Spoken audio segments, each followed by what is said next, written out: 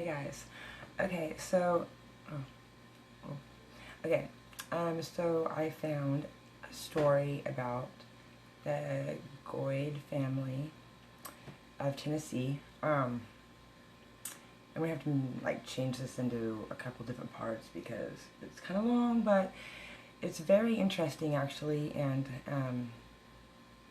it just gives the whole story and breaks down the whole family and all of I don't know, they came from Arkansas, they came from Virginia, and they all went into Tennessee, and it's very interesting. So I'm going to read this for you. Hold on. Okay, here is the the Goad family. Here's all of the Goads. Also a Dodson in there. So we're going to start here. It says, then the James Goad family. Families then, as today, moved for reasons of economics or, in rare instances, for a change of scenery or adventure. The Goad family moved from Virginia into Tennessee, where other relatives had probably come earlier and sent back reports of opportunities in this unsettled wilderness area. Our ancestors were farmers and hunters, and were very hardy breed, quite able to take care of themselves in this primitive region.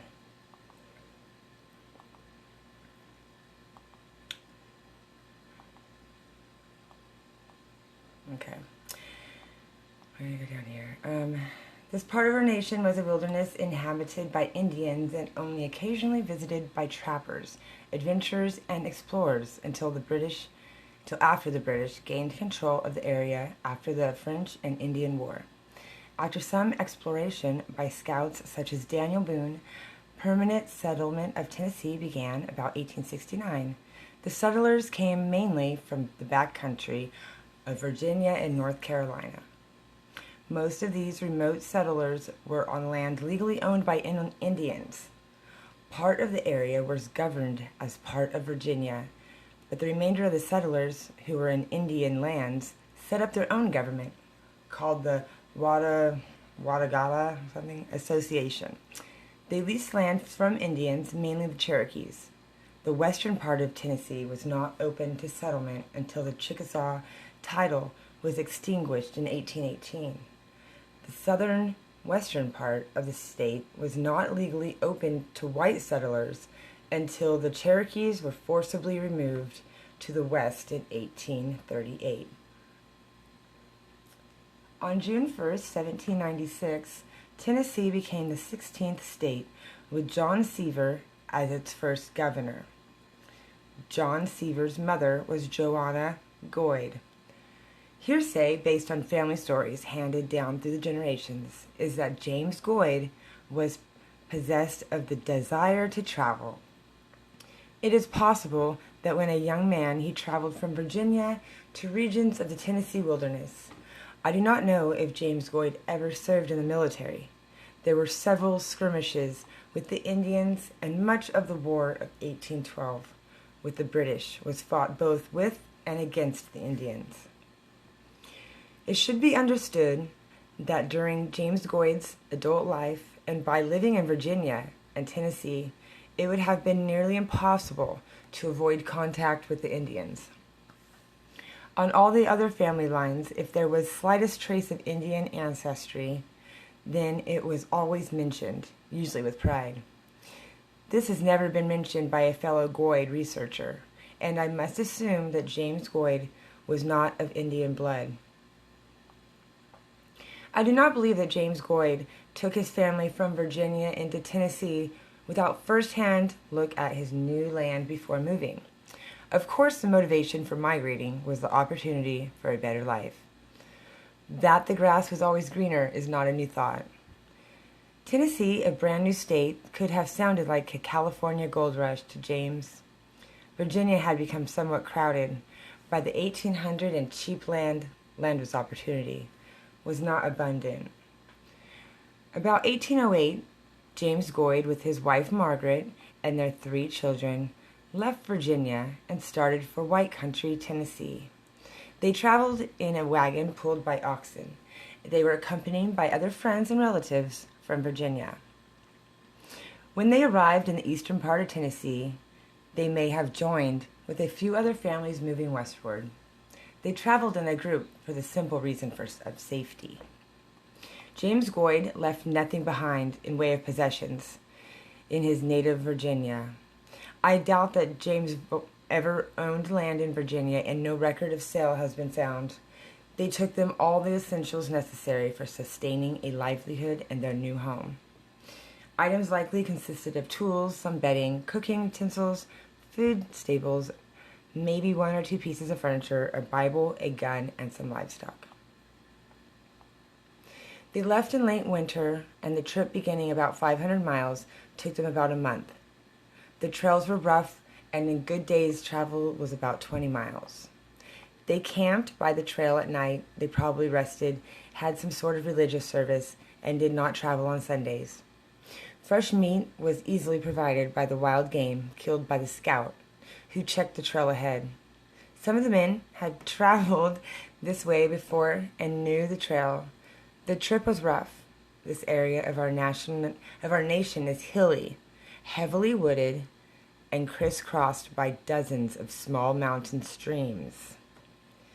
The trails always took the path of the least resistant, and one had to travel 2 miles to make one. Children got tired and restless from riding in the wagons. The diet was monotonous. Wagons broke, and there were days when the weather would limit their progress severely. But there was hope and promise of what their new life would bring. There was no desire to turn back. After several weeks on the trail, it was tired and ragged. Group that arrived in White County that early spring. They camped near acquaintances and relatives until they could erect their own log cabin or dwelling. Their first home was quickly constructed and temporary, for comfort was not the issue at this point. The critical first business was to either homestead or lease a piece of fertile ground, clear it of underbrush, and get it ready for a crop. Larger trees were either used for firewood or for construction. After the tree was chopped down, the limbs were cut off and burned. Then the log was skidded to a location where it would be used later. The stump was left to rot or be removed later. When plowing, they went around the stump. Usually it was a multiple family undertaking or cooperative effort. Not more than 10 acres or so was put into cultivation that first year. So they put things in stumps and they plow around them. Interesting. Okay. First year crops were primarily corn and vegetables. The wild game and fish provided most of all of our meat. Seeds were probably brought from Virginia and borrowed from a neighbor on a payback later arrangement. The spirit of cooperation among our people prevailed on a level that does not exist today. This is a sad fact, for without the all for one and one for all attitude so prevailed in early America, we could have developed into the world's most prosperous nation. Records confirm that James and Margaret Goad were religious. They were Protestant. Oh my gosh, I don't know why I couldn't say that. More specifically, Baptist, and are listed on the rolls of Rock Creek Baptist Church in Warren County in 1828. James Goad probably leased land for the first few years that he lived in White County. Although he is listed on tax lists as early as 1811, earlier lists do not exist. He is not taxed for land until 1814, 10 acres on Smith's Cove. It is probable that he moved a few times in the 20 or so years that he lived in White County.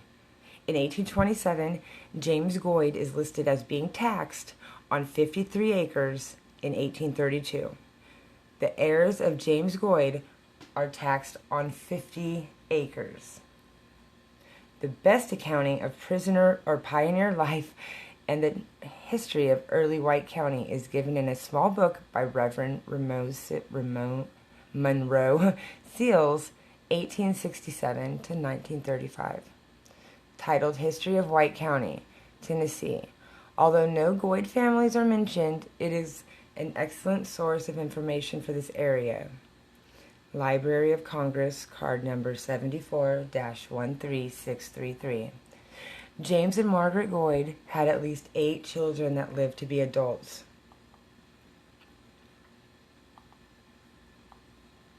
Oops. Oh, no. Robert P. Goad was born about 1805 in Virginia. He died about 1830 in either Tennessee or Arkansas. He had married and there were 3 sons. Mary M. Goad was born 1807. She married Eli Dodson, Sr. Mary and Eli both died when young, but they had a son, Eli Dodson, Jr., who was raised by his uncle Alexander Goad.